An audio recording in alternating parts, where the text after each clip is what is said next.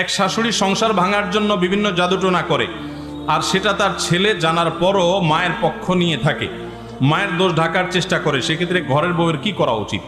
আমাদের সমাজে অনেক শাশুড়ি, এমনকি অনেক বৌমা, এমনকি অনেক ননদ, অনেক ভাবি, অনেক পুরুষ, অনেক মহিলা এই কাজ করে।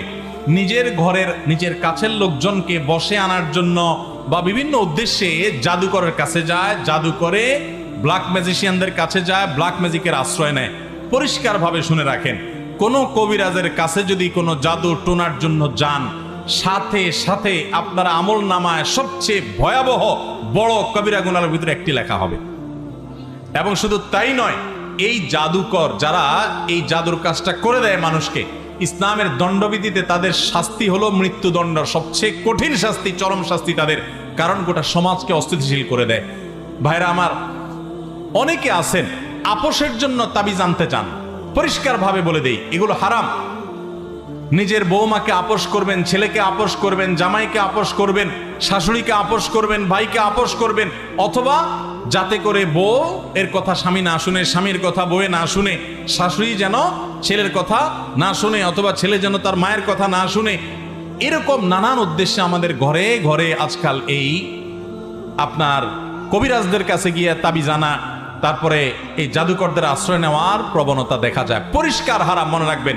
বহু মানুষ ভালো করতে যায়, হয় খারাপ, এমনকি ভালো করতে যায় যদি ভালো হয়, আপনি জানেন এই জাদু কোত্থেকে হয়, কিভাবে হয়? জাদুকররা জাদু করে শয়তানের আশ্রয় নিয়ে, সাথে সাথে বেঈমান হওয়ার মতো একটা বিষয়। আমাদের অনেক মা বোনরা আছে, অনেক মানুষ আছে, আমরা জানিও না, টেরও পাই না। ইমানদার তার সাহায্য চাওয়ার একমাত্র পথ হলো ইয়াকা না'বুদু ওয়া ইয়াকা, আল্লাহ তোমারই ইবাদত করি আর সাহায্য তোমার কাছেই। নাকি মাজারে যায় সাহায্য চাই, কবরে যায় সাহায্য চাইবো? আরে কবরওয়ালার কোনো পাওয়ার আছে? সে কবরওয়ালার নিজেও সাহায্য চান কার কাছে? আর আল্লাহ বলেছেন উদউনি আস্তাজিব লাকুম, তোমরা আমার কাছে দোয়া করো, আমি তোমাদের দোয়া কবুল।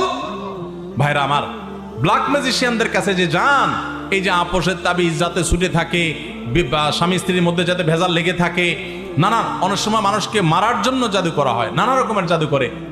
অনেক মানুষ নামাজ কালাম পড়ে আবার এই সমস্ত করে।